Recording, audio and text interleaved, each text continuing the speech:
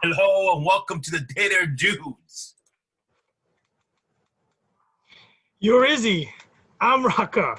Izzy. Every day we have a treat for you, one and all. Thank you all for your support, Dead Air Dudes Nation. We're going to bring you a re-review today of the cult classic, Escape from New York. Take Escape from New York. John Carpenter classic starring Kurt Russell as none other than Snake Plissken. All right, this is too hot. Sorry, guys. And yeah, it's set in what, 1997? Supposed to be, right? 1997. The setting, real quick, guys, is in I guess the 80s, so to speak. Crime has risen 400%. Yep.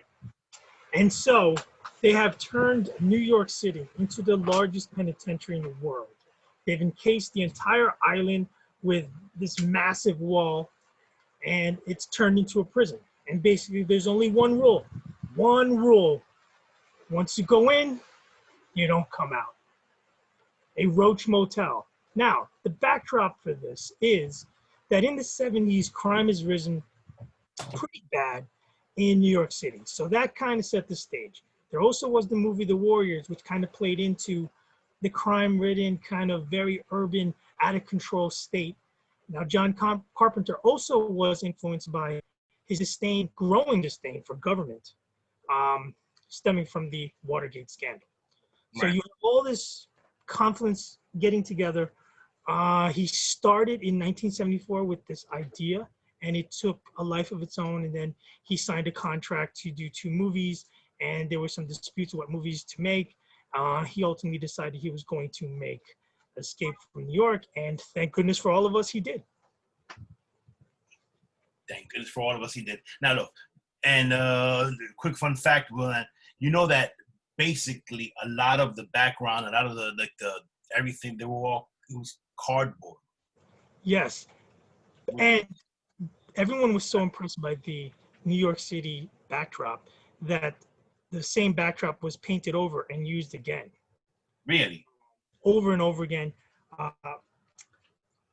in many different movies. And I think one of the people who were working on the backdrop, on the very heralded setting, was none other than Titanic director James Cameron. Yeah. Oh. So a lot of people came out of this. And do you know, fun fact again, Izzy, that the movie company and John Carpenter conflicted on who is going to play the role of Snake Plissken? I did not know that. So there were 2 people that the parent company wanted to push hard. One being Tommy Lee Jones. Tommy Lee Jones, holy and shit. The other being Chuck Norris.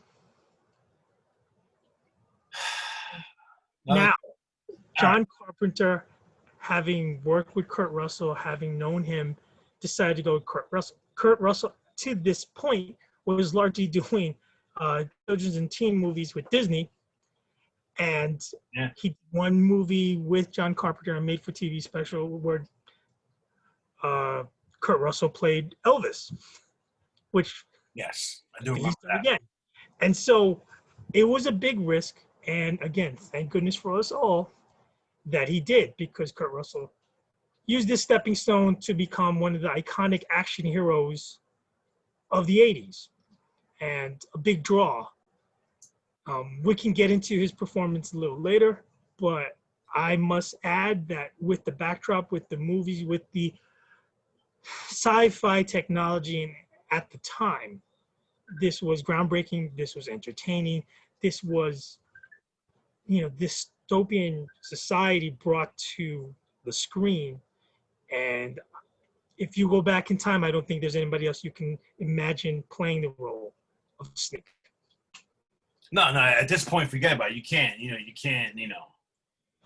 no way you could, you can't look at the movie and say, all right, Tom Selleck should have been Indiana Jones. You can't go back and say that because you already know that Indiana Jones is Indiana Jones. Exactly. He's been, that great at it, you know. So Kurt Russell on his own decided to put in the eye patch. That yes, was not in the original yeah, I script. did see that. That was not in the original planning. That was not John Carpenter's doing. That was Kurt Russell, who just wanted to give more of an edgy look. Maybe since he's been doing anything other than this type of cast, he wanted to go all the way, be a little different. And Little more again, rugged, a little mean. now he comes off with this little raspy voice, these one-word quips. You know, he tries to be the tough guy on screen. Yeah. His role You as know Snake what? Plissken is a war hero. And Yes. he's a war hero who I guess has become sour with the government. He's got Purple Hearts. He's got this. He's in special forces. And then he tries to rob a Federal Reserve Bank and gets caught. And it's a big crime. And you're sent to Manhattan. And it looks like Izzy is ready to go. You're packing. You're packing. It's a damn shame. I had the eye patch and everything. Got the shirt going. Got the pants on. You know. Don't have my snake Do tattoo. me a favor. Do me a favor. Do that line. Do that line where he says, Snake Plissken. And he goes, just call me Snake. Just call me Snake. There you go. Like you've been smoking 2 packs of cigarette a day for the last 30 years. Yeah. Another thing. The model of the city set was repainted and reused. Also, for you mentioned Blade Runner. Yes, that's what I was saying. It was such a great set. They say, why waste it? Let's use it for Blade Runner. And I believe it was reused, or parts of it was reused several other times. For Definitely. It was awesome. I mean, this one is thing, one unfortunate thing is in one of the movie posters originally used to promote the movie had the iconic head of the Statue of Liberty, and he had Snake Plissken with the gun and going around the dilapidated rubble that is New York City. Unfortunately, it's not in the movies. But that shot, which again, a la Planet of the Apes, is in there. So let's get to the movie. Let's get going. let's get going. Start it off. Okay, so 1998, right? And again, this is going back in time. This is 8-9 years prior to the original viewing of the movie in 1981. A plane goes down. You know, Snake at the same time is being transferred into New York City Penitentiary. They don't know who's on the plane. It's a secret code. Who's anything? As soon as they decipher the code, it's Air Force One. And on board is the president, played by none other than... Donald Pleasance. Which I'm going to get to my first pet peeve of the movie. Do it. And again, this is a retro review. Dude, guys out there, dead air dudes out there, if you're watching a movie the first time in the 80s, it rocks to no level. It's awesome. It's distress. It's survival. It's a tough guy. It's a mission. Yeah. In a re-review, unfortunately, we have the unfortunate bias of being in 2020 with countless CGI imaging and what. So you got the president of the United States who has a thick British accent.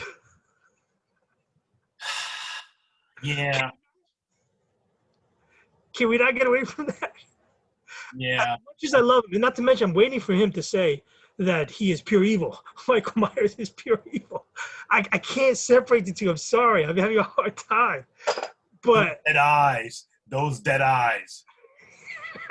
I mean, all right. Okay. Anyway, he's the president. He's captured. Before Snake goes in, they said, wait, hold on. Hold a minute. The president has something important. He has a tape for some world meeting that's very important. And he is the president. And Air Force One has gone down. He escaped in a pod. He tells Snake, okay, here's the deal. It's on the table. 24 hours. Get him out. You get a full pardon. Everything dropped. Clean slate. But you got to get him out. You got to get him out with the tape. Whew. Talk about a tall order. And if that wasn't enough, they inject him right in here with a bomb or something that's going to just... They put explosives in his neck. So... Yeah, it's going to... Whoop. Not only that, but they also give him do believe what's 24 hours. I do believe It's a 24-hour 24 count hours to go and come back, and if with the not, president you in know, hand, with this tape too. He must have this tape with him. So he agrees. Um, he's also that type. He's got that edge to him that he also trusts nobody. So they give him gun. They give him a wicked gun. It's a nice automatic kicker. They warn him. There are some people, a gang that runs in New York City called the Crazies. They travel all crazy, really. and the Crazies travel through the sewers, and they're nuts and they're unpredictable. They're savagery. They have some access to some weaponry and gasoline. For some reason, they don't know how they're getting their hands on this stuff, but they got their hands on it. Yeah. He's Oh, being and dropped meaning why? into the heart of hell, and he's just got the gun. He's going to go into with a glider. And here's my second kind of eerie feeling, not a criticism, just an eerie feeling, is that the cinematography is awesome. He comes with a glider, and he comes in this glider, so it has no motor, makes no noise. He's being allowed to go in because they got helicopters, patrolmen, everybody. And he lands on the top of the World Trade Center. That was the World Trade Center, exactly. It's a little creepy because of everything that's happened with the World Trade Center. Freaking awesome scene. How it lands, and then the glider, because he's coming in at such speed, he puts the brake doesn't work. He puts the other, and has the grappling hook or whatever, shoots out, and he gets all the way to the end, and it just teeters. He teeters right on the edge. Right on the edge of thousands of feet up above the ground. That is freaking awesome. Now, mind you, again, this is what? Early 80s, 81? When this is filmed. why. So a lot of this was filmed with I'm assuming models. Oh, absolutely. CGI back then. There's complete model sets of the whole Manhattan, of the whole outer rim, of the whole walled edifice that goes around encasing the entire island. And when you do some research and you take a look at some of the model kits from that movie, it's breathtaking of what scale they did in 1980s to bring this movie to life. We've seen what they did with Star Wars. I mean, all that was models, and so it's like, well, you know. And that's the beauty of movies, right? Is that one guy raises the bar, and he said, "I see you. I'm gonna get there. I'm gonna pass you," and they just keep raising the bar, and you get good movies. We are the benefactors of that. We get to see these great movies. Now, again, there hasn't been any movies on this scale with also the script in mind, where you have an almost apocalyptic, iconic city. You got the president involved. You got this war hero. You got this important tape. You have very desperate people. You have a bunch of crazy people running the asylum. It's bananas. The cinematography, going back to it, is when he eventually comes down from the top of the World Trade Center where he landed, and he comes out and he walks through, and you see in the background Air Force One and Rebels on fire. Yeah, it's and you see people every now and then, just people running in the streets. It looks like homeless / savages running around. New York City, downtown New York City, financial district. It's very surreal, very, very surreal. So he makes it through, and he figures the president's dead. The president, by the way, escaped in a pod. Yeah. And once Air Force One went down, he escaped through this pod, and he's not in the pod. Like what essentially, I guess, a GPS or a life tracker. That is the only way they know that he's still alive. So therefore, they give Snake a similar one so they can track him. Again, rather advanced for 1980. Dude, I mean, they thought of everything. I mean, I can, even though, not to get too into it, even though John Carpenter, people consider that Halloween is his magnum opus, or even the Thing for that matter, I think it's Escape from New York. As much as I love Halloween, I think this is his. This is a grander scale. This is his calling card. This is what made his best movie. Bottom line, for me. I agree in the sense that Halloween is a rather simple story, and it's horror. And what makes Halloween, to be honest, is the soundtrack.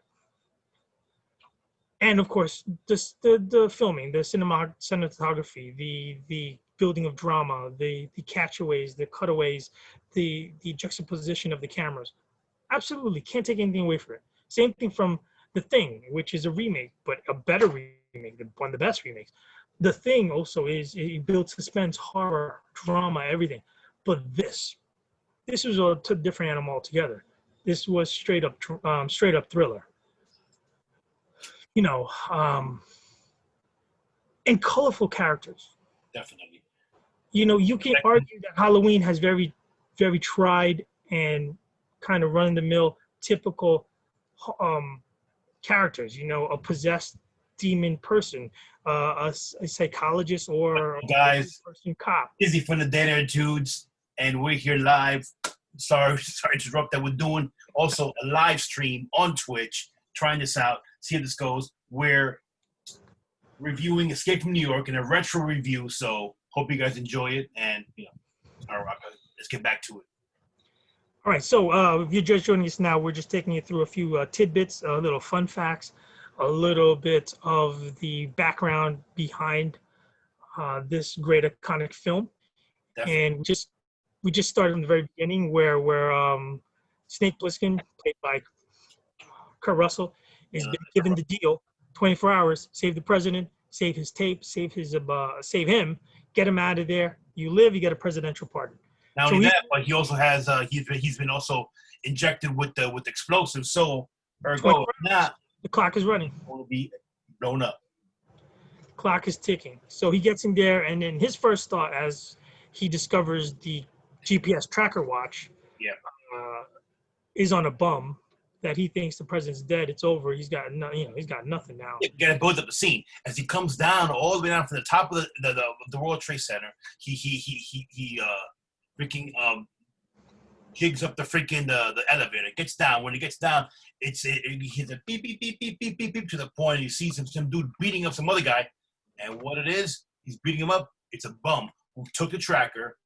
Either was given the tracker or he took the tracker, and now we start from scratch, from the beginning. So it's too hot. Exactly. So he's kind of giving up, but then as he sees these crazies, they just start banging on sewer man covers, and then they start coming out, and they're coming out in droves. He does not have enough bullets for all these guys, and they look on edge. They look possessed. They look on another level of savagery. It looks like something out of I think somebody kind of took the idea and just like Chud and people coming from under the sewers, and first thought is like The Hills Have Eyes. That that just come out like just before that. So of course, again, this is the same time period. Demented subculture. Yep. And of course, what else do you have? You have the entire damn city is the whole state of Island Manhattan is turned into a penitentiary. It's a free for all. There's no food. The whole Island of Manhattan, paint the picture if you guys haven't seen the movie. It's actually all blocked off, walls, walled up everywhere. Try to escape, they will shoot you down because the scene where they shoot. Well, that's the opening scene, is that there's these two guys on a raft, a la Escape from Alcatraz, and they're on this makeshift raft, and the helicopter says, turn around immediately or you get shot down. They gave them like 3 seconds, and then they blew their asses up out of the water. They just blew them up. There's no joking. You're in there. Crime is 400% more, which I think it's a slight. They should have put another 0 on there. Yeah, but who knew? It was 1981. I mean, I guess he wanted to make it, as far-fetched as possible, and yet still nowhere near as far-fetched as possible. So go figure.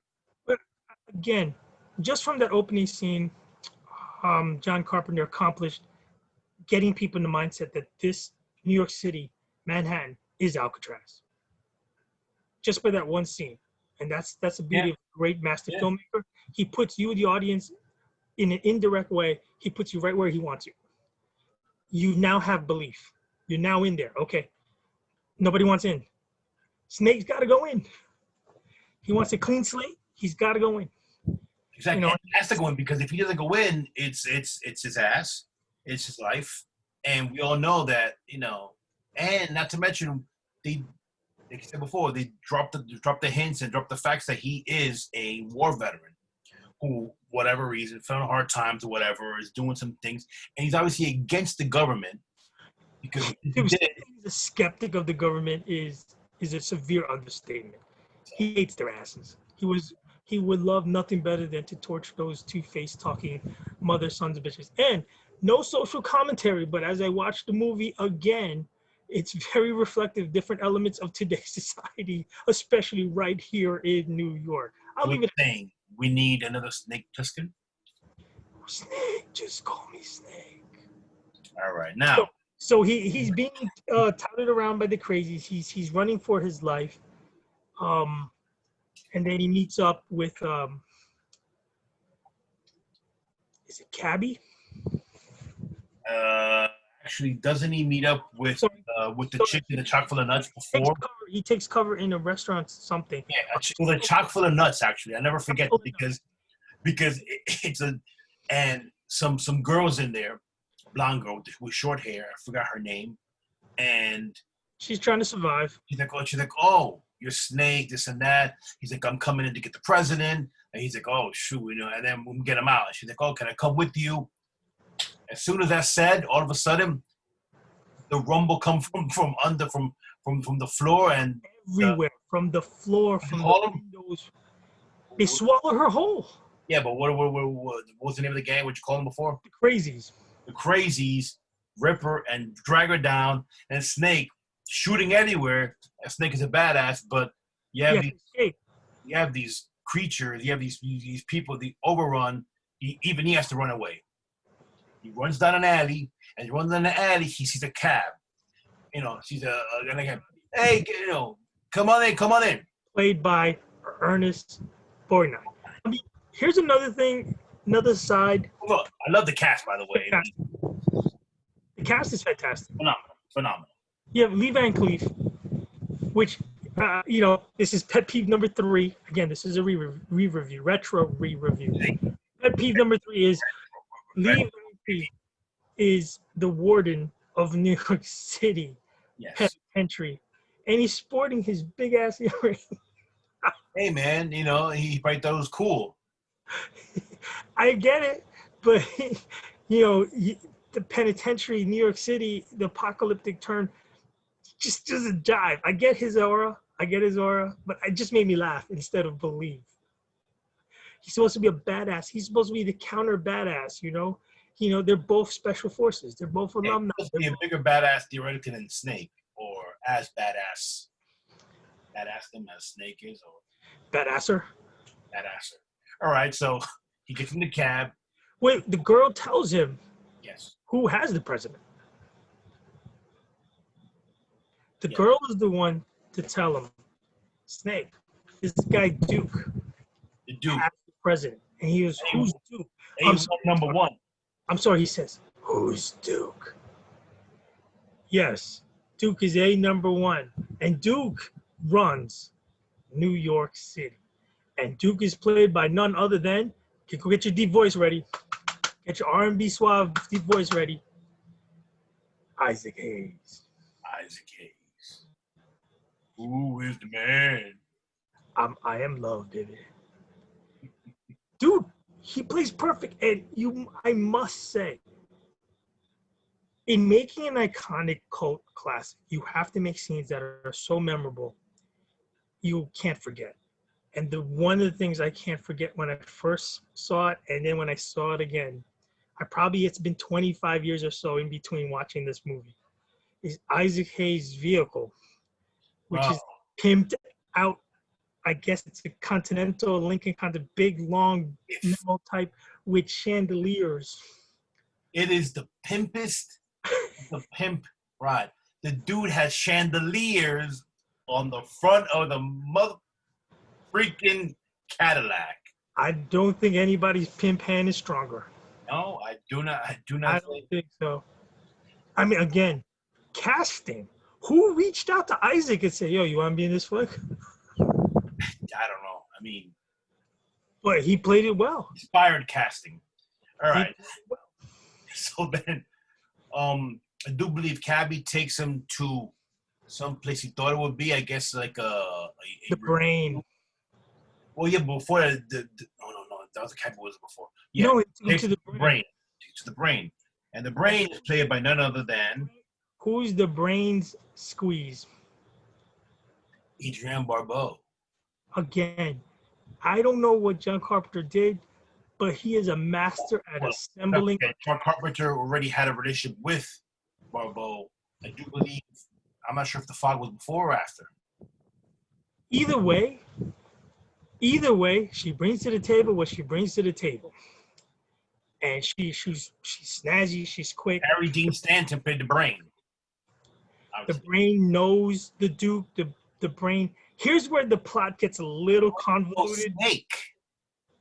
He knows Snake. They're boys from the back. In fact, they allude to something gone down wrong where Snake got captured.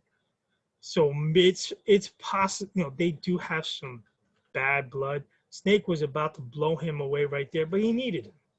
He needed information to get to the Duke who has the president. Duke ain't number one. Hey, number one. Now, I saw the deleted scene where they allude to the brain, and it leads into how Snake got captured. Yes. So, and in hindsight, should I tell you guys about it, or should I just go for it? Go for it. All right. Basically, Snake and a friend of his, or a partner of his, they go to rob the bank to rob them. I forgot who's robbing, but and they actually get away with it. Reserve Bank. Federal Reserve Bank. So they get away with it. Once they're getting away, his partner gets shot. They fight it back, the gun battle, whatever. Snake is like, the guy's like, oh, leave me, whatever. Snake and he gets on the train. As he gets on the train, he freaking when he gets out, they're waiting for him and they kind of capture him. It was kind of, but they allude to the fact that they got messed up because they needed a third person, and the brain screwed them basically. Exactly. I mean, so I get why they eliminated it. It kind of shows Snake in kind of a not so cool light. So in some background research I've done, right. That scene was originally in there, and when they had a viewing party or a pre-release critique, most of the audience were confused about that scene. So either it wasn't shot well, or it didn't portray too well, or it was just too long and nobody captured why that scene was happening. Yeah. So they decided to eliminate it and then drop that scene there with Brain, which pretty much says it all. I mean, I think it was a brilliant move on their part. Condense it. You don't need to put all this fluff in there. All you need to know is that he was ready to pop. Dude, as soon as you see Brain, you kind of don't like him. You squirmy little sumbitch. You're not a big fan of him anyway. He's a stuck-up, snotty bastard. He gets the gas. He finds the gas for the Duke, and he finds stuff for the Duke. So he's useful for the Duke as far as the Brain. He can figure things out. He apparently has a map for the 69th Street Bridge. I'm sorry, pet peeve number 5. Yeah. Now, referring it to the 69th Street Bridge. For all my brothers and sisters out there in the great New York City, there is no freaking 69th Street Bridge. No, there is not. There is no 69th Street Bridge. Let's get it straight, people. 5-9. Now, do you think that it was maybe an error on Carpenter's point? Or was it more that he purposely tried to not include the 59th. No, it's bullshit. He must have fucked up because They all screwed up. you had the World Trade Center and you mentioned the World Trade Center and then you mentioned the 69th Street Bridge. So No, it's like they all screwed up. They all screwed up. They dropped the ball now. A total village cluster. because even the bridge even kind of looks like the 59th Street Bridge. So it's like really you really messed it up on purpose, or you know somebody dropped the ball. You know, I actually rewinded it and I heard it 3 times.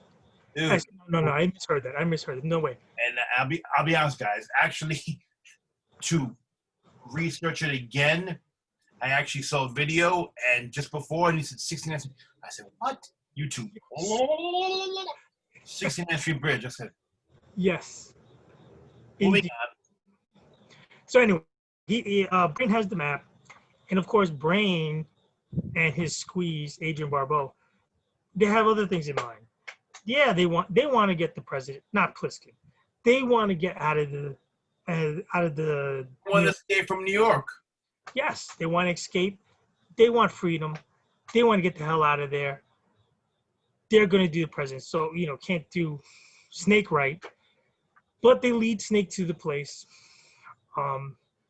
Snake, for being a special forces guy, here's where I take a little bit of a fantastic story gone a little wrong. His character's got to be Rambo type. I got a plan. I'm going in there. I can take him. He kind of goes in there and half-asses the whole thing. Don't forget, I mean, this is before Rambo. This is before Commando. Still, before Missing in Action. Before all, I mean. Wait. He's special forces, highly decorated. He don't walk into. You're coming from a horror writer. John Carpenter knows nothing about that. Well, unfortunately, he should have hired somebody. Okay, he gets finance the freaking movie. Be happy Hey. He gets an arrow to the thigh, and he gets beaten up. And then you got cool. They try to ditch the Duke, Isaac Hayes, but cool Isaac Hayes, toothpick and all, comes walking back, figures out who you are, what's going on, knocks out Pliskin, ties him up, recaptures the president, and that is a great scene, I must say, when the president wakes up. I'm sorry, Pliskin's waking up. He's got guards around him. He can't get anywhere. He's got the arrow in his freaking thigh. You have Isaac Hayes just sitting there with Pliskin's gun. Nobody has a gun in this place. Now that gun, jeez, that's like an automatic shotgun. Imagine this. This was Pliskin's gun. It's like this big. It's freaking huge. It's enormous. And he's got his whole hooligans around him, and he's just shooting. And this is where it's a Carpenter director masterpiece teaching model. You don't see what he's shooting at until later you realize he's shooting at the president, who's pinned up on handcuffs to the wall with his briefcase hanging from a chain from his wrist, and he's basically outlined the president. It looks like he don't give a rat's ass. Bro, imagine if first of all, the Duke, a guy like that, not to get too into it, but what does he give a shit about freaking leaving New York? I mean, he rules everything. Well, the Duke's deal. With an iron fist. So it's like, why would he even bother, even... I mean, one doesn't know whether it's legit or not, but Duke's deal was, in the briefcase, sent back to the warden and I guess the army and the government and Secret Service, whoever it was. He wants full pardon. He wants to get out. He wants nobody following him. He'll deliver the president. He'll deliver the tape. He's out. He'll cross the 59th Street Bridge. He'll meet you there. He'll make the exchange, but he wants freedom. You mean the 69th Street Bridge? I'm sorry, the 69th Street Bridge. And he wants freedom. So he wants out. Again, as the title says over and over again, everyone wants out of New York. Pliskin is now made. Let me interject one thing. Now, the scene where they drive through Broadway, this already happened, or comes up That's before when they're driving through Broadway and they said, "Don't take this route." They said, "No, it's faster this way." That is just an awesome scene. Again, that's reminiscent of pre-zombie horde attack, where you have the crazies owning the streets. They got cars barricaded up. This modified station wagon. Lincoln, yeah. Malibu maybe. And they're going down Broadway, which obviously is not really Broadway, but it's supposed to be Broadway. And these guys are attacking the car and throwing all kinds of stuff and they're shaking it. And there's dumpster fires. They make a wall of junk cars, so you can't get through. And then he turns around and they're coming at him. And again, like Izzy, like you said, his wagon is retrofitted out to be the zombie apocalypse Cadillac. It's got metal grids, it's got welded steel, it's got things poking out of the sides of the wheels. I mean, it is meant for war.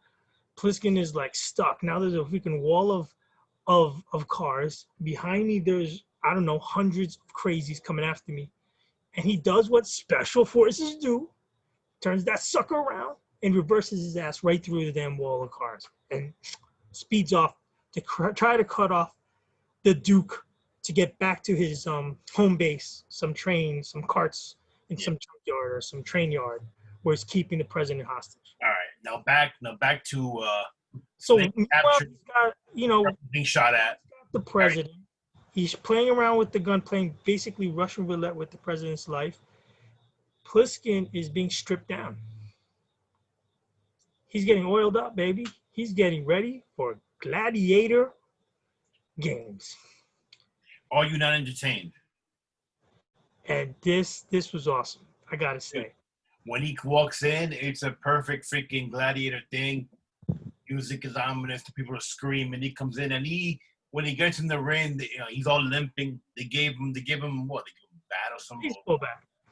A baseball bat, and the dude, he looks like Andre the Giant had a baby with George the Animal Steel. I'm guessing that Kurt Russell's 5'10", maybe 6 feet. I mean, this is like 8'4". This dude is like 6'8", 6'10". Again, I don't know where they got this dude. Massive. He must have been a wrestler or something because the dude's massive. I'm telling you, King Kong Bundy married George the Animal Steel, and this is what spewed out. And and the baby was it was crazy. So they hand him a baseball bat, and he almost gets taken out. I mean, the baseball bat's nothing against this guy.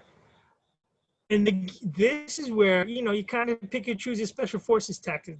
With bad leg and all, once they get to the garbage can lid shield and the baseball bat with nails through it, Negan special, he pulls a move on the big guy because he's big and clumsy and strong, but he's not agile. He pulls a move on him and spikes him in the back of the head with the baseball bat and nails and all. Hey, takes him out. And what does the crowd chant? Snake, snake, snake, snake. Pissing Isaac Hayes off. He's all upset, but Isaac Hayes has other problems. Meanwhile, while this gladiator game was going on, Brain. What about that creepy dude? The creepy dude, he freaking that works for freaking the Duke. What's his name? Oh my gosh. He's a creepy dude with the spiked up hair. Oh, creepy. And he had that freaking the high pitched voice when he shows a snake the president's finger. What the heck that is? Oh my gosh. Doesn't matter. Well, he underhandedly sneaks around, steals the president from the Duke, and he's making his way to the World Trade Center, to the glider, with President, with his girl, Adrienne Barbeau, with the tape, and he's going to take off. Of course, Snake's not having any of this stuff. Snake's not having it. Snake is not having it. No, they took his wristwatch sensor thing. He steals that back. He's got his activated GPS sensor. He activates it so the army and everybody knows, wait a minute, they thought he was dead. He's still alive. They have this meeting time. It's 24 hours. They got to go get him. They get to the World Trade Center, and And there's like a gunfight and crazies all over the place. They can't get to the glider. They break the glider. You see the glider coming down, smash. Their escape plan is totally kaput, whatever. Who saves the day again? Cabby. No. I'm sorry. They take his car. Okay. Oh, Raka. Pet peeve number 7. Number 6, number 7. I'm not sure. Snake Plissken with arrow wound in his thigh, almost being the snot out of by Andre the Giant II. And the two relatively in shape. Yeah, but let's be honest. He kind of outsmarted me. He didn't really freaking outmuscle him. Wait. I'm talking about coming down the, I don't know, 120 floors of the World Trade Center. They're huffing and puffing. And you have the oldest man in the group, the British president, telling them, "Come on, let's go." He doesn't huff and puff an ounce. But this is what bothers me. Like, are you out here freaking? This is the man who killed Michael Myers. Okay. The season of the witch. The season of the witch is upon us. Now, folks, I understand as actually you bear an uncanny resemblance to mankind right now. Really quite disturbing. I'm not sure if I should say thank you or if I should say fuck you. I think I have identified your Halloween costume, sir. Oh, I think I have too. All right, so they escape. Long story short, they zoom through. Now they're going to get this on the cab ride chase. Cabby saves the day. Cabby gets them all in the car. They're all going to get out via the 69th Street Bridge. They have the map. Now there's 5 of them. 4 of them. Cabby, Plissken, Brain, Adrian Barbeau. And the president. They're navigating through the bombs. They know where the bombs and the mines are hidden. So, all right, if anybody knows, if you live on the East Coast and you've been on the 59th Street Bridge, how it is, I think they kind of took it how it would be on the outside lane. Yeah. You know? Well, it's pretty narrow, and it's littered with abandoned cars and debris. And on the pursuit is Isaac Hayes and his pimp Mobile. And he's dead set. Nah, he's getting out. He's gonna get them all. Getting out. He has now. I'm taking them with me, or I'm getting out regardless. I'm getting out. Wait. There you go. So, they get up to pet peeve number 8. Oh, sweet Lord. They swerve and they hit a mine. He told him to hard right or something, and he doesn't do it. And the cab blows up. No, in half, right? It must have been half. It blows up. There you go. There's my pet peeve. What landmine cuts the cab perfectly? You know what? This is the landmine. 1997. It goes up this way, not this way. No, karate chops the damn cab perfectly. Unchopped, right.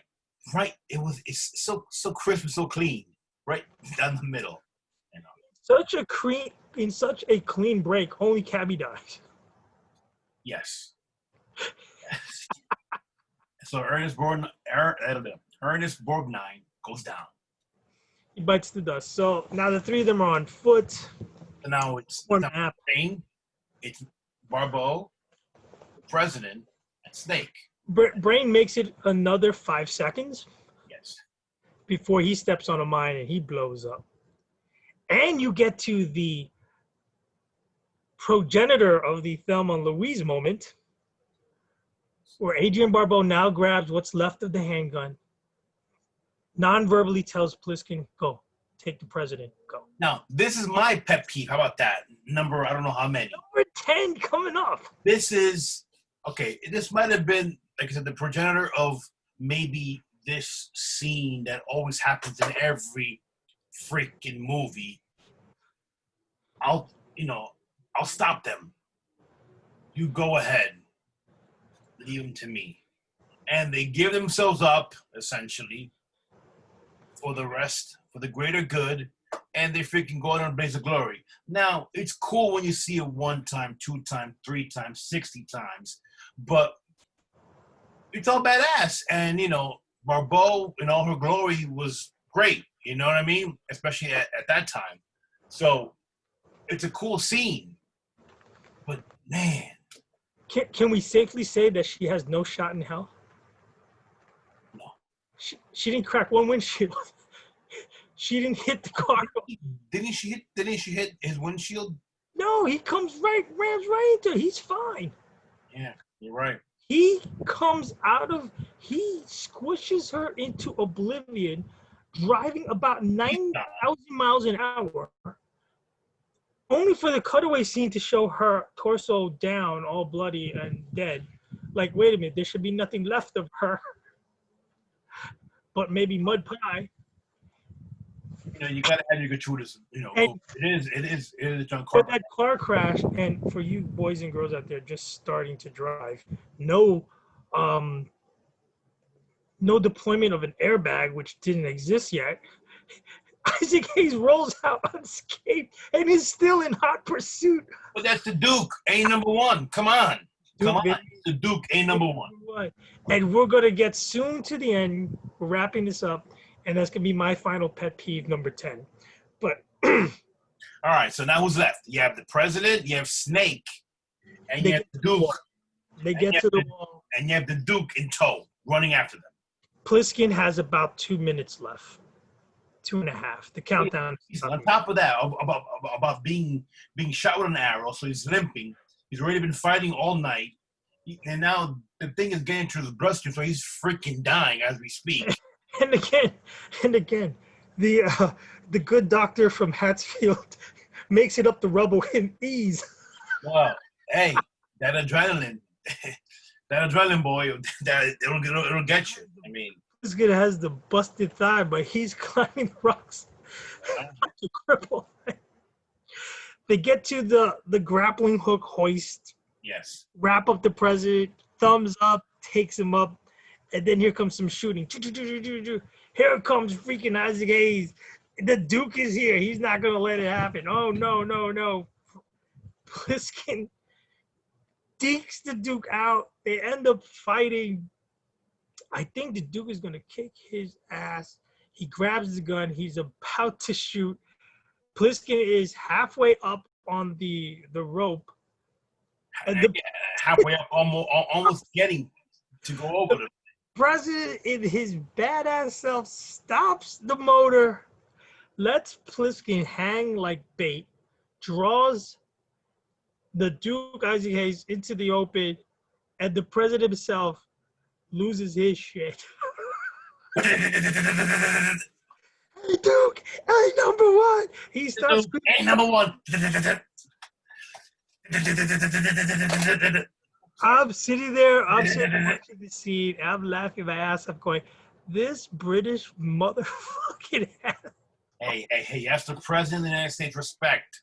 He has lost his mind. He's lost his goddamn mind. And I have no problem with it. I list it as a pet peeve. I have no problem with it except for its unbelievableness.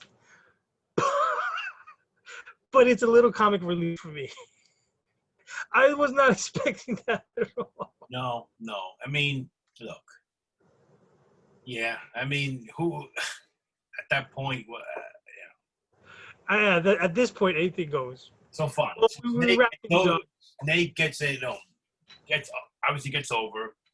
The president is secure, and he runs and says something to the effect of, get this shit off of me, whatever. Give me the medicine, whatever. First, the tape. He gives him the tape. He has the tape. They deactivate his bomb with 2 seconds left. Pliskin gets his cigarette. He saved the day. He really doesn't give 2 shits. All he knows is that he's not in New York City. He's out. He's pardoned. The president, he's talking to the president. President's getting cleaned up. Yeah, because the president has to do a bigger press conference because it's some peace treaty, some war thing, or something.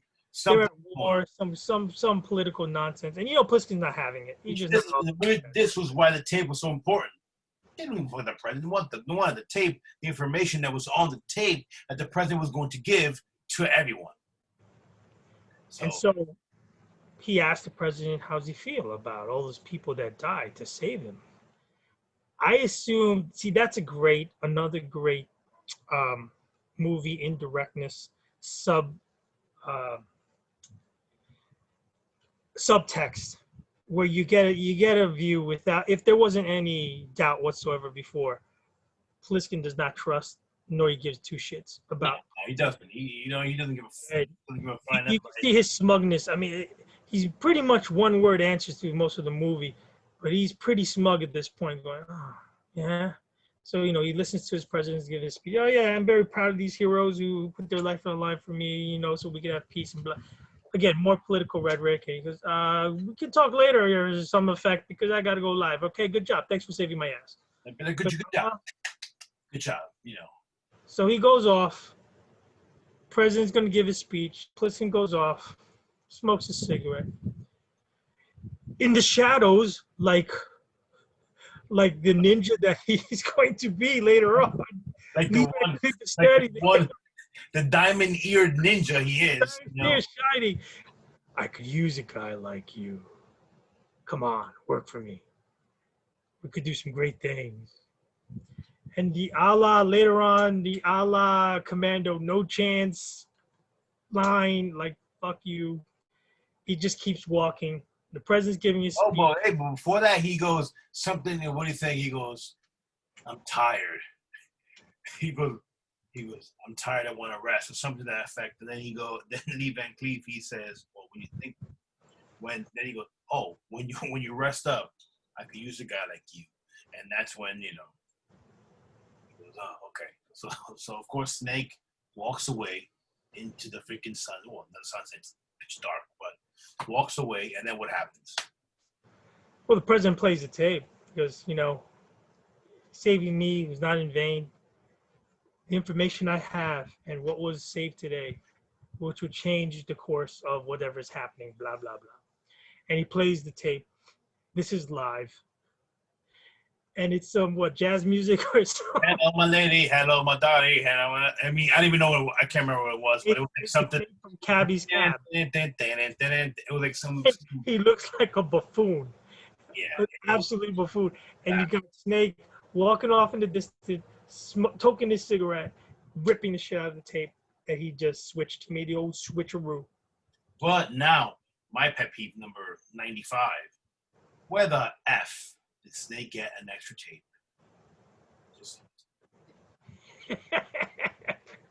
It doesn't matter at this point. At least the eye patch stayed on the right eye the whole time. You know what? I mean, I bet you that was a huge freaking point of contention that make sure the eye patch is on the right freaking eye. Which I apologize. I had an eye patch ready for this No, session. here. My bad. We're going to Photoshop in eye patches later. Okay. All in all, give us your retro rating, Raka. Oh, I judge this and all movies in the context of the time period that they came out. This came out in 81, people. In the 80s, nothing like it. 81. I mean, I consider that 70s because I mean, well, it could very well have been shot in the 79. Shot like 70 and 80 was pretty shot, Right. It's just coming out of the 70s decade. Yeah, so but technology still 70s. You're still doing 70s technology. In the period piece that it is, for the climate that it was. Oh boy, it's time to come down here. Quick before you get out there. It's awesome. It's the chips, the dip, the top of the line, a cult classic, A number one. No movies like it. If you want to go see it, you should go see it. Keep in mind when it was made and what it's all about. Would I love to see a reboot? This I actually would in modern times. But with that said, how could you not give it the top score rating? It is one of the best. It is a cult classic for a reason. It strikes a chord with everybody. You know, it has something for everybody. It's an awesome flick. It's not just a guy flick, man. It's an awesome flick. In this uncertain times of COVID, why not? For me, I obviously give it the highest rating we can get: the dips, the chips, the whole 9 yards with the popcorn and the whole everything. If you want to go to a bloody scale, I give it 5 bloody knives. And yeah, so it's one of the best sci-fi movies, like or you want to call it sci-fi, whatever movies of all time. And yeah, enough said. You know, there's not much else to say. So if you guys have not seen it, watch it. Escape from New York, Kurt Russell, Snake Plissken, John Carpenter. Enough said. It's a Hall of Fame flow. Hall of Fame, top shelf movie. You gotta watch it. Top of the top rating, cult classic, absolutely. Despite all my little pet peeves I said, no movie's perfect, but it's perfect for me. Enjoy the movie. Thanks for watching. Thanks for your views, your likes, your comments. Keep it up, Dead Air Nation. Dead Air Dudes Nation. Get up there, Jewish Nation, and as always, I'm Izzy. I'm Raka. Save the whales, save the movies. And we'll say, Louis, take care and be safe, everybody.